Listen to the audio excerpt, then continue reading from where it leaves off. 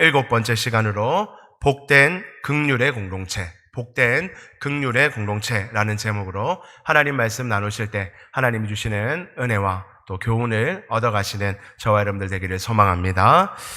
우리 옆에 있는 분들, 또 이렇게 예배당에 모이신 분들, 우리 서로 한번 인사 나누겠습니다. 또 가정에서 예배 드리시는 분들도 계실 텐데요. 또 우리 성도들 한 마음으로 서로 인사 나누겠습니다. 환영하고 축복합니다. 환영합니다. 잘 오셨습니다.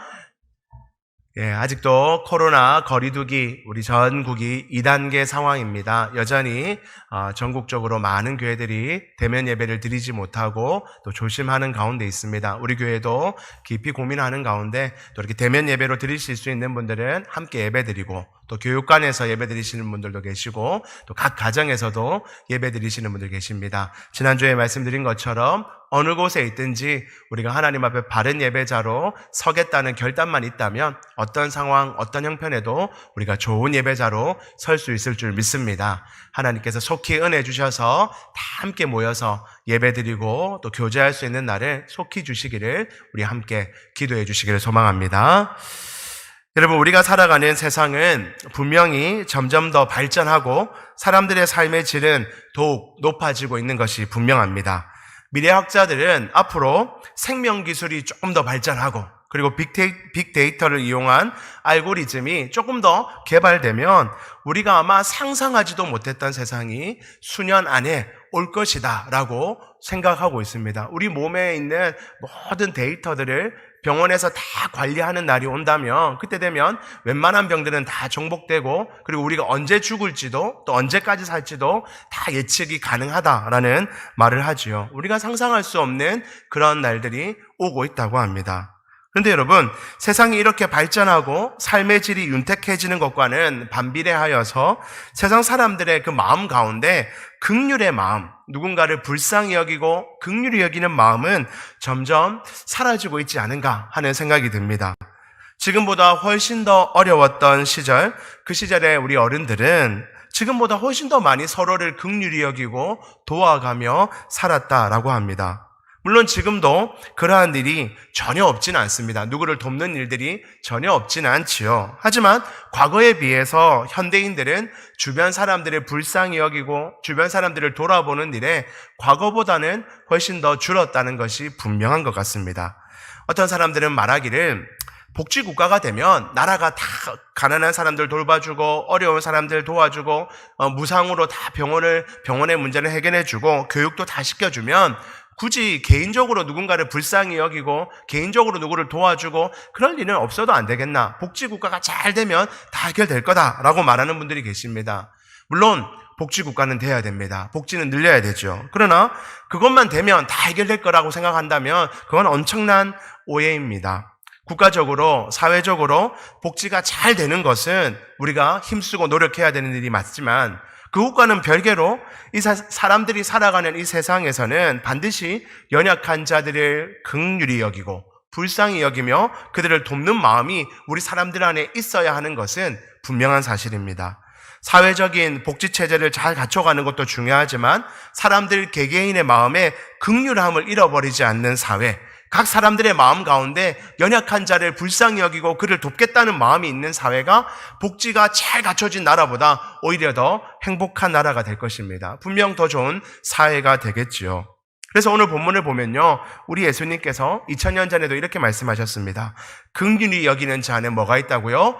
복이 있다. 긍휼히 여기는 자가 복이 있고, 긍휼히 여기는 사회가 건강한 사회이며 긍휼히 여기는 사람들이 많은 사회가 행복한 사회다라고 말합니다. 여러분, 여기서 긍휼이라는 단어는요, 헬라어로 엘레오스라는 단어입니다. 어떤 단어라고요? 엘레오스. 외우고 그럴 필요는 없습니다. 그냥 그런 단어가 있구나. 헬라어로 엘레오스라는 단어인데요, 이 단어는요, 가련하고 비참한 상태에 있는 사람을 보며 우리 인간에게 일어나는 반응, 가련하고 또 비참한 상태에 있는 누군가를 딱 바라봤을 때 마음에서 또 생각에서 행동으로 나오는 모든 반응을 엘레오스라고 말합니다. 이것은 단순히 마음으로 하는 동정, 마음속에서만 일어나는 누군가를 향한 연민, 그 마음에서만 일어나는 것이 아니라 그 마음과 함께 행동으로도 마음이 변화되고 마음이 움직이니까 그 마음에 따라서 행동으로까지 반응하는 것을 이 엘레오스, 긍휼이라는 단어를 쓰고 있습니다. 구체적으로 긍휼히 여긴다는 것은요, 누군가 죄를 범했을 때 그 죄를 범하거나 큰 실수를 저지른 자에게 그 죄에 합당한 벌을 주거나 또 어떤 것을 심판하는 것이 아니라 용서해 주기를 좋아하는 것. 그리고 고통당하고 궁핍한 자를 보면 그를 동정하며 그를 위로해 주는 것. 실련당한 자의 그 상황에 깊이 동참하며 엄격한 잣대를 대고 그를 막 뭐라 하는 것이 아니라 관용을 베풀며 그에게 친절히 대해주는 것. 이것을 우리는 긍휼이다 말하고 있습니다. 한마디로 불쌍히 여기는 감정에서 끝나는 것이 아니라 어렵고 힘든 사람을 바라보며 그냥 불쌍히 여긴다. 아유, 저 불쌍하네 하는 마음에서 끝나는 것이 아니라 그 불쌍한 상황을 해결해 주기 위해서, 이 불쌍해진 상황을 도와주기 위해서 적극적으로 행동하는 것까지, 마음을 먹고 행동으로 그를 돕는 것까지 가는 것을 엘레오스, 긍휼이라고 말할 수 있습니다. 여러분, 우리 예수님은요, 긍휼의 마음으로 가득 차 있으셨던 분입니다. 우리에게 말로만 긍휼해야 된다, 불쌍히 여겨야 된다, 말로만 가르쳐 주시는 분이 아니라 우리 예수님은 그 삶으로 우리에게 긍휼이 무엇인지, 긍휼로 살아가는 게 무엇인지를 보여주신 분이 우리 예수님이라 할 수 있습니다. 여러분, 먼저 우리 예수님이 하늘 영광을 다 버리고 인간의 몸을 입고 이 땅에 오신 이유는 죄에 빠진 우리를 무엇했기 때문에요? 긍휼히 여기셨기 때문에. 죄에 빠져서 신음하고 고통하고 있는 우리 모두를 우리 주님께서 긍휼히 여겨주셨기 때문에 우리 주님이 이 땅에 오신 것입니다. 성부 하나님의 명령에 의해서 예수야, 너 내려가서 저들 구원해라. 너 여기 있는 게 좋겠지만 너 내려가라. 성부 하나님의 그 명령에 의해서 어쩔 수 없이 가기 싫은데 어쩔 수 없이 하나님이 명령하시니까, 우리 아버지가 명령하시니까 어쩔 수 없이 간다. 그런 마음으로 오신 것이 아니라 하나님과 똑같은 마음으로 우리 성자 예수님은 이 땅에 있는 우리를 바라보면서 저 죄에 빠진 자들 너무나 불쌍하고 긍휼한 마음으로 하늘 영광을 버리고 이 땅에 오시는 것입니다. 우리를 향한 그 애타는 긍휼의 마음으로 우리 예수님께서 이 땅에 오신 것이죠. 이 땅에 오신 것 자체가 긍휼의 마음이었다는 것입니다. 그리고 여러분, 그 긍휼의 마음으로 이 땅에 오신 예수님은 우리를 향해서 이렇게 말씀하십니다. 마태복음 11장에 가면요, 이런 말씀이 있습니다. 같이 한번 28절 읽어보겠습니다. 시작. 수고하고 내가 너희를 쉬게 하리라. 29절도 같이 있습니다. 나는 마음이 온유하고 겸손하니 멍에를 메고 내게 배우라. 그러면 너희 마음이 쉼을 얻으리니. 이 땅에 있는 사람들을 바라보며 우리 예수님이 뭐라고 하십니까? 수고하고 무거운 짐진 자들아, 너희들 너무 고생 많지? 이 땅을 살아가는 것이 쉽지 않지? 죄 안 짓고 살아가는 건 너무 어렵지? 하나님께 영광 돌리며 살아가는 거 그 보통 일이 아니지? 우리를 바라보며 우리 예수님께서 수고하고 무거운 짐진 자들아, 너희들 너희 힘으로 살지 말고 다 내게로 온나. 내게 오면 내 마음은 온유하고 겸손하니 너희들이 사랑할 마음이 내 안에 가득하여 있으니 나한테 와서 쉬어라. 내한테 배우고 내한테 말씀 듣고 내 삶을 따라오면 너희들 쉼을 얻게 될 거다. 우리 예수님이 우리를 바라보며 긍휼한 마음으로 다 내게로 오라라고 우리 예수님이 말씀하셨습니다. 또한 실제로 우리 예수님은 이 땅에 고통당하는 자들을 위로하시고 회복시켜 주시고 또 불쌍히 여기셔서 도와주시는데요. 누가복음 7장에 가면 이런 내용이 있습니다. 누가복음 7장 13절에 주께서 과부를 보시고 불쌍히 여기사 울지 말라 하시고, 우리 예수님께서 어떤 한 과부가 자신의 아들이 죽었는데요, 그 아들이 일찍 죽은 상황을 놓고 막 울고 있으니 그 과부를 보며 불쌍히 여기셨다 합니다. 그러면서 만져주시면서 울지 마라 과부야, 울지 마라, 내가 도와줄게 라며 우리 주님이 도와주십니다. 14절에 가까이 오사 그 관에 손을 대시니 맨 자들이 서는지라 예수께서 가라사대 청년아 내가 내게 말하노니 일어나라 하시매, 우리 예수님은 그 불쌍한 과부를 불쌍히 여기시며 그 죽은 아들을 살려주셨다는 내용이 누가복음에 나옵니다. 여러분, 성경에 보면요, 우리 예수님께서 이렇게 아픔 당한 자, 슬퍼하는 자, 고통하는 자, 그 사람들을 살려주고 위로해주고 도와주는 일들이 얼마나 많이 있는지 모릅니다. 우리가 성경 복음서를 열면요, 대부분 다 그런 내용으로 담겨져 있습니다. 이렇게 우리 예수님은 우리에게 긍휼한 마음이 복되다고 말씀하시고 긍휼한 마음으로 살아가는 삶의 본을 보여주신 분이 우리 예수님입니다. 우리는 그 예수님의 말씀에 순종하여 예수님의 모습을 또한 닮아서 긍휼한 마음으로, 긍휼의 마음을 가지고 이웃을 바라보며 세상을 살아야 할 줄 믿습니다. 여러분, 그런데요, 이제 여기서 중요합니다. 누군가를 긍휼히 여긴다는 것, 예수님처럼 누군가를 불쌍히 바라보며 긍휼히 여긴다는 것이 어떤 것일까요? 어떻게 하는 것이 긍휼히 여기는 것일까요? 우리가 세 가지로 긍휼히 여긴다는 것이 무엇인지를 한번 알아보겠습니다. 첫 번째입니다. 우리 같이 한번 읽어보겠습니다. 시작. 그의 아픔을 보며 함께 아파하는 것입니다. 첫 번째는요, 긍휼히 여긴다는 것은요, 누군가의 아픔을 바라보며 함께 아파한다는 거예요. 함께 아파하는 것이 첫 번째입니다. 여러분, 긍휼히 여긴다는 것은 우월한 자가 어떤 열등한 자에게 동정심을 베푸는 것이 긍휼이 아닙니다. 예수님의 긍휼을 베푸신 모습을 보면요, 그것은 언제나 같이 고통을 받으셨고 불쌍히 여기셨고 같이 마음을 공감하는 것, 마음을 같이 공감하는 것으로 우리 예수님은 긍휼을 표현하셨습니다. 그러니까 긍휼은요, 잘못을 저지른 사람에게 마땅히 받을 형벌을 그 면제해주는 어떤 왕이 되어서, 아유, 네 불쌍하네, 네 당연히 벌 받아야지만 내가 능력이 있으니까 내가 면제해줄게 하고 그냥 면제해주는 것, 자신은 높은 자리에 앉아서 불쌍한 인생을 바라보며, 아유, 저 사람들 참 안타깝네, TV 보니까 저 안타까운 사람들이 있네, 내가 자선 사업가의 마음이 되어서 그냥 적선을 베푸는 것, 여러분, 그것은 성경이 말하는 긍휼이라 말하지 않습니다. 그런 것은 그냥 도움을 주는 것이지 긍휼의 마음이라 말하지 않지요. 여러분, 긍휼의 마음이 어떤 것이냐면요, 마태복음 9장에 가면 이런 말씀이 있습니다. 35절에 가시면 예수께서 모든 성과 촌에 두루 다니셨다 합니다. 예수님은요, 그냥 가만히 앉아서 제자들 보고, 야, 사람들이 어떻게 사는지 보고 온나? 보고해라. 보고하고, 불쌍한 사람이 있던데요? 불쌍한 사람 있으면 내가 가서 돈 줄 테니까 그 도와줘라. 여러분, 그렇게 하지 않으시고요. 우리 주님께서는 성과 촌에 두루 다니시면서 가르치시기도 하고, 복음을 전파하시기도 하고, 모든 약한 것들을 고쳐주시기도 합니다. 그리고 두루 다니시다가 연약한 자를 바라보시면 어떻게 하시냐면요, 26절에 무리를 보시고 민망히 여기시니 이는 너희가 목자 없는 양과 같이 고생하며 유리함이라.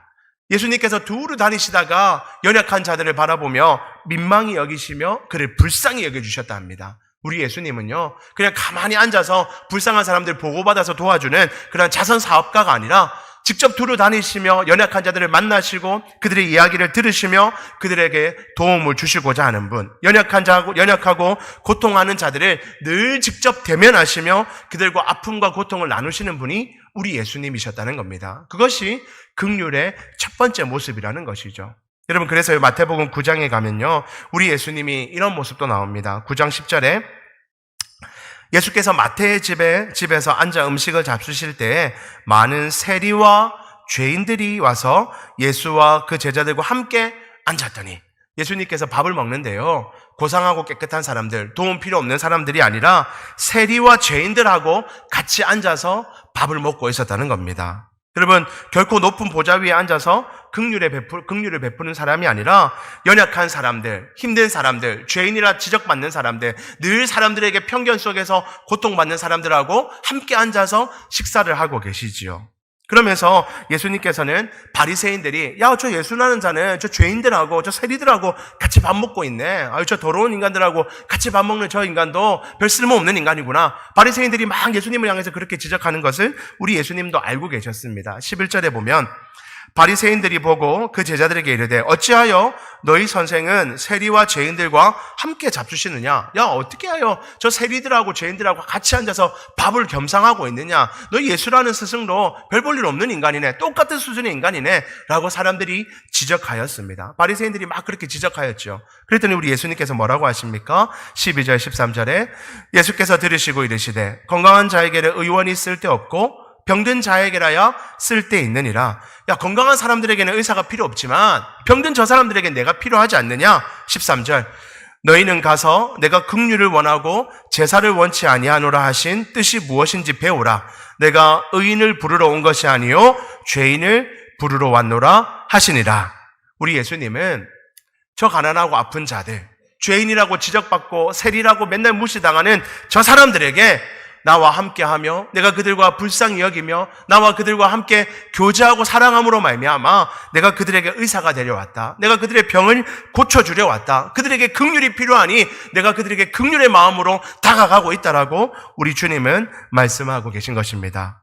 사랑하는 성도 여러분, 이렇게 긍휼히 여긴다는 것은요, 죄로 가득한 세상에서 죄에 물들어 병들어 있고 상처 입은 사람들, 그래서 너무나 아파하고 힘들어하는 사람들과 깊이 공감하며 함께 아파하는 것, 그것이 긍휼의 마음이라는 것입니다.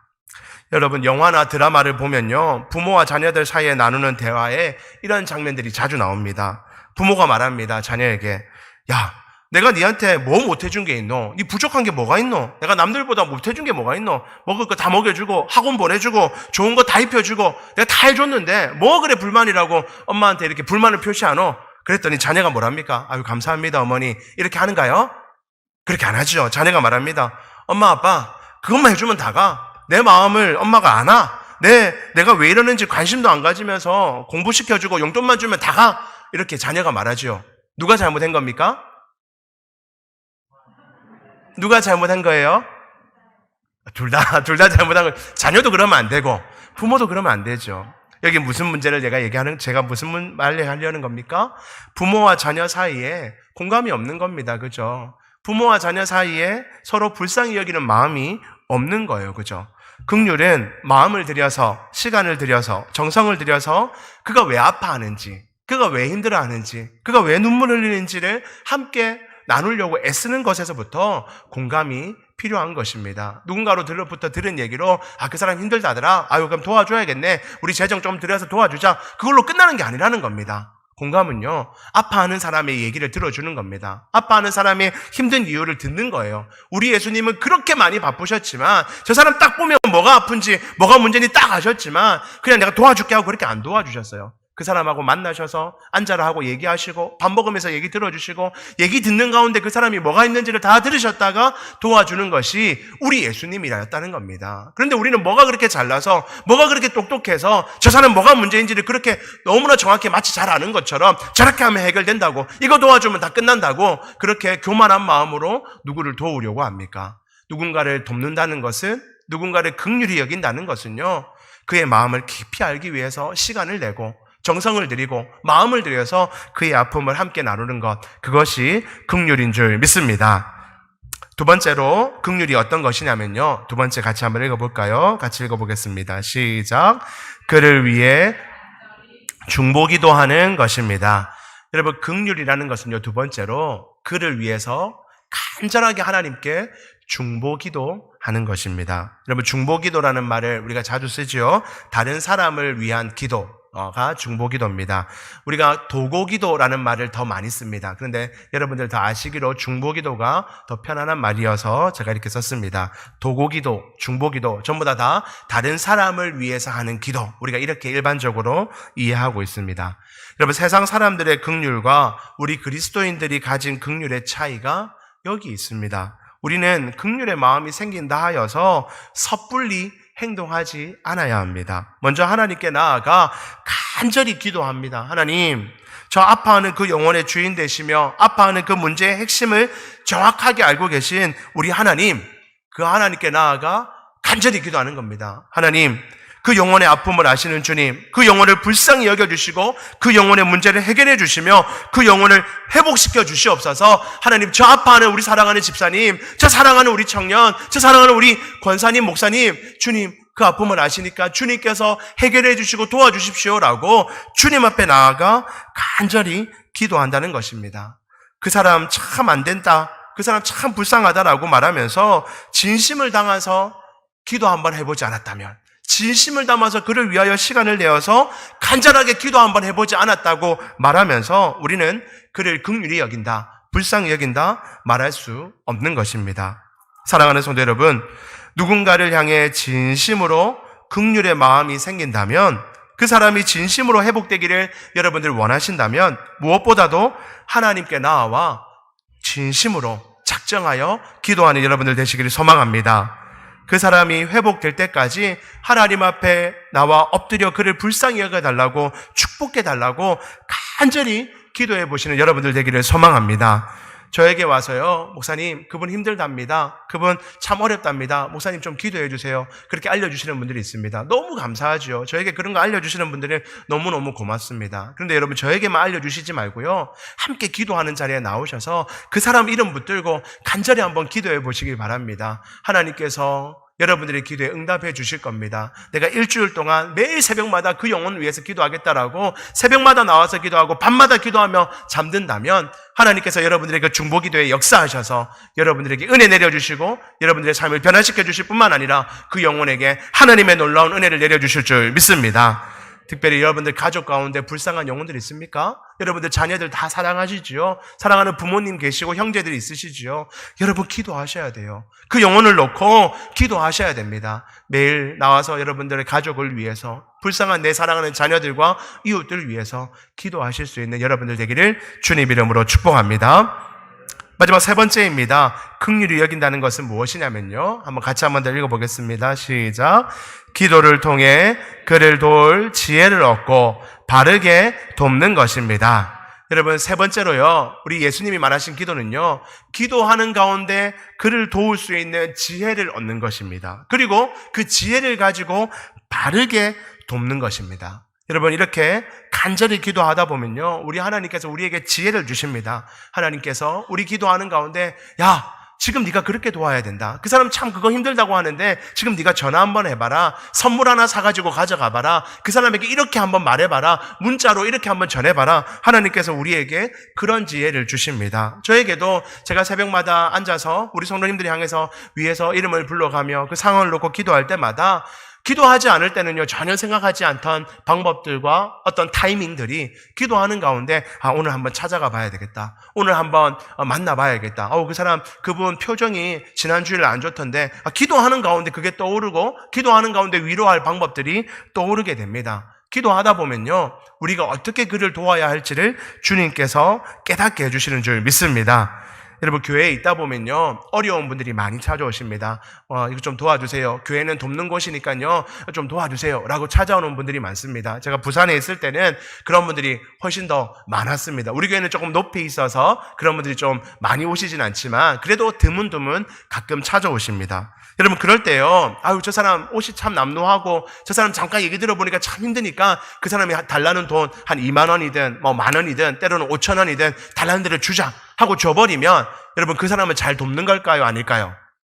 아닐 때가 훨씬 많습니다. 물론 돈으로 도와야 될 때도 분명히 있습니다. 그 사람이 정말 필요할 때가 있죠. 그런데 대부분은요, 저희가 부산에 있을 때 제가 대부분을 돈을 드리면요, 조금만 마을을 딱 돌아가 보면 그분 그거 가지고 어디 차비한다고 쓴다고 하지만 대부분 다 술 드시고 계십니다. 술 드시고 편의점 앞에 앉아서 술 사서 저희가 드린 돈으로 술 드시고 계십니다. 물론 그 술 드시는 것도 그분의 마음에 위로가 되기 때문에 도움이 될 수도 있을지 모르지만 여러분, 그렇게 돕는 것은 선한 방법이 아니에요. 그래서 제가 이전에 교회에 있을 때 같이 계속 고민했습니다. 어떻게 도우면 좋을까? 그래서 절대로 돈은 주지 않는다. 이게 원칙으로 세웠고요. 현금은 주지 않고 뭐가 필요하다면 쌀을 사서 드리든지 아니면 기차표가 필요하다면 같이 가서 기차표를 끊어드리든지 무조건 그렇게 도움을 주는 걸로 주지 현금은 주지 않는다. 이런 원칙을 세웠습니다. 여러분, 우리가 누군가를 돕는다 할 때요, 그에게 도움이 정말 될 것인가 아닌가를 우리가 잘 판단하기 어려울 때가 많습니다. 그냥 물질만 준다고, 우리가 그냥 격려의 말 한마디만 한다고 도움이 안 될 때가 많습니다. 하나님 앞에 우리가 기도하면서 겸손하게, 주님, 제가 어떻게 도울 수 있을까요? 그 영혼에 정말 도움이 되는 게 무엇일까요? 라고 겸손히 고민하고 기도하는 가운데 하나님께서 우리에게 지혜를 주시고 그 지혜를 가지고 나아갈 때 그에게 참된 도움이 될 줄 믿습니다. 또한 여러분, 우리는요, 그가 이 도움을 받고 마음이 상하지 않을까 하는 것도 고민해야 합니다. 그냥 내가 돕고 싶다 하여서 그 사람 불쌍하다더라, 불쌍한 마음 드네, 내가 그냥 도와야지 하고 그냥 툭 돕는다고 그 사람의 마음이 위로받을 것인가? 그렇지 않을 때가 많습니다. 때로는 그 도움이 그 사람에게 상처가 될 수도 있고 자존심을 상하게 할 때도 있지요. 내가 도움을 주면 그 사람은 무조건 받아야 한다, 그 사람 힘드니까 내 도움을 당연히 받아야 된다라고 생각한다면 그것은 참 무례하고 교만한 생각입니다. 겸손하게 주님 앞에 내 마음에 불쌍한 마음이 드는데 내가 어떻게 도울까요? 그 사람을 어떻게 돕는 것이 그에게 참된 도움이 되며 그의 마음을 상하지 않게 내가 도울 수 있을까요? 라며 주님 앞에 겸손히 기도할 때 우리 주님께서 그 도울 수 있는 방법도 가르쳐 주시고 그 사람에게 마음이 상하지 않는 방법도 알려주시며 언제 도움을 줘야 될지도 깨닫게 해주시는 줄 믿습니다. 하나님 앞에 여러분들이 불쌍히 여기는 영혼을 놓고 간절히 기도하시는 가운데 그 사람을 바르게 도울 방법을 하나님으로부터 얻어서 그 사람에게 정말로 도움이 되는 방법으로, 그 사람을 정말로 위로할 수 있는 방법으로 도울 수 있는 저와 여러분들 되기를 주님 이름으로 축복합니다.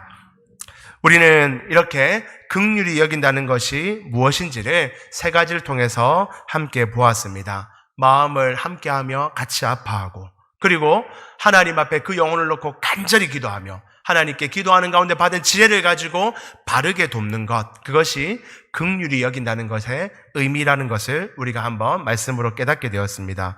근데 여러분, 이제 마지막으로요, 이렇게 긍휼히 여기는 자에게, 누군가를 바르게 긍휼히 여기는 자에게 하나님께서, 우리 예수님께서 복을 주신다 하셨는데 그 복이 무엇일까요? 긍휼히 여기는 자에게 받는 복, 그 복이 무엇이냐면요, 우리 한번 같이 볼까요?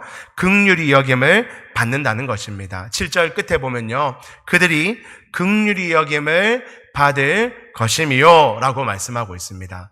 여러분, 이 말이죠. 내가 누군가를 긍휼히 여기면요, 나도 긍휼히 여기는 복을 받는다는 것이에요. 내가 누군가를 긍휼히 여기고 불쌍히 여기면 나 또한 누군가에게 긍휼히 여김을 받는다는 겁니다. 그런데 여러분, 한번 잘 생각해 보세요. 제가 이 말씀을 묵상하는 가운데 정말로 사람들이 이것을 복이라 생각할까라고 생각해 봤습니다. 과연 이게 복이라고 말할 수 있을까요? 일반적으로 사람들은요, 누구나 누군가에게 긍휼히 여김을 받는 존재가 되기를 원하지 않습니다. 여러분, 불쌍히 여김 받고 싶어요? 아니죠. 나는 누군가를 불쌍히 여기는 위치에 서서 경제적으로도 좀 풍족하고 마음으로도 좀 풍족하고 어려운 일도 없어서 누군가를 내가 베푸는 존재가 되고 싶지, 누군가가 나를 바라보면 아우, 저 사람 참 불쌍하네, 아우, 참 안 됐네, 좀 도와줘야 되겠네, 그런 상태로 가는 것을 좋아하는 사람이 있을까요? 없을까요? 없습니다. 그래서 저는 이 말씀을 묵상하는 가운데 긍휼히 여긴 자에게 복을 주시는데 계속해서 긍휼히 여기는 사람으로 살게 하는 게 복이지, 긍휼히 여김을 받는 것이 과연 그게 복이 되는가라고 묵상이 되더라고요. 왜 예수님이 이렇게 말씀하셨을까? 긍휼히 여기는 사람이 계속해서 긍휼히 여기는 사람으로 남는 게 복이지, 남한테 긍휼히 여김을 받는 것이 어떻게 그게 복이라고 말할 수 있을까라고 묵상해 보았습니다. 여러분, 이 말씀은 우리에게 중요한 교훈을 줍니다. 왜 예수님께서 긍휼히 여기는 자는 긍휼히 여김을 받는 복을 받게 하시는가? 그것은 우리에게 중요한 교훈입니다. 여러분, 우리 모두는요, 서로 긍휼히 여기고 긍휼히 여김을 받아야 할 존재라는 것입니다. 저와 여러분들은요, 저도 여러분들을 긍휼히 여기지만 여러분들도 저를 긍휼히 여겨야 할 존재들로 우리는 함께 모여서 공동체를 이루고 살아간다는 것입니다. 목사님, 저는요, 누군가로부터 불쌍히 여김을 받고 싶지 않습니다. 그건 내 자존심이 허락하지 않습니다. 저 이때까지 어느 누구에게도 손 한 번 벌린 적 없고요, 불쌍히 여김 받은 적 없습니다. 그런데 뭘 저희가 긍휼히 여김을 받습니까? 누군가의 도움 따위는 필요 없고요, 내가 누군가를 도우면 도왔지 난 누군가의 도움 따위는 필요 없습니다. 얼마든지 내 힘으로 잘 살 수 있는 사람입니다. 나는 그런 위치에 있기를 소망합니다. 여러분, 이렇게 생각한다면요, 그것은 참 교만한 생각입니다. 결코 복된 생각이 아닙니다. 우리는요, 모두 죄인이며 모두 다 연약한 존재들입니다. 그러므로 하나님께서 우리를 긍휼히 여기시는 것도 우리에게 필요하지만 서로가 서로에게 긍휼히 여김을 받는 것도 너무나 필요한 존재라는 것입니다. 목사님, 저는 필요 없습니다. 나는요, 그런 거 필요 없고요, 그냥 도움을 주시라면 하나님만 도움 주시고 다른 사람은 저한테 도움 주는 거 전 제 자존심이 허락하지 않습니다 라고 한다면 하나님 마음을 모르는 겁니다. 하나님은요, 하나님도 우리를 긍휼히 여기시지만 함께 살아가는 우리 인간들이 서로 긍휼히 여기며 살아가기를 간절히 원하고 계시는 줄 믿습니다. 그래서 여러분, 저를 좀 긍휼히 여겨주십시오. 저도 여러분들의 한 분 한 분을 위해서 긍휼히 여깁니다. 우리 사랑하는 장로님들을 긍휼히 여기고, 우리 권사님들, 우리 집사님들, 우리 사랑하는 청년들, 우리 주일학교 학생들 보면, 기도하다 보면 불쌍히 여기는 마음이 막 생깁니다. 가정에서 얼마나 힘들까? 직장에서 이 형편이 얼마나 힘들까? 연세가 드시면서 육체의 연약함을 느낄 때 얼마나 어려울까? 불쌍한 마음이 들지요. 근데 그 동일한 마음으로 여러분들도 저를 불쌍히 여겨주시길 바랍니다. 우리 목사님 지혜가 부족하고 연약한 면이 분명히 있을 터인데 이 복된 교회, 우리 많은 성도들 어떻게 바른 길로 인도하려면 참 지혜가 필요하실 텐데 우리 목사님 참 불쌍하다. 목사님 위해서 내가 기도해 줘야 되겠다. 그렇게 여러분들이 저를 불쌍히 여겨주시기를 간절히 소망합니다. 우리는 서로 불쌍히 여기고 불쌍히 여김을 받는 존재들입니다. 가정도 마찬가지입니다.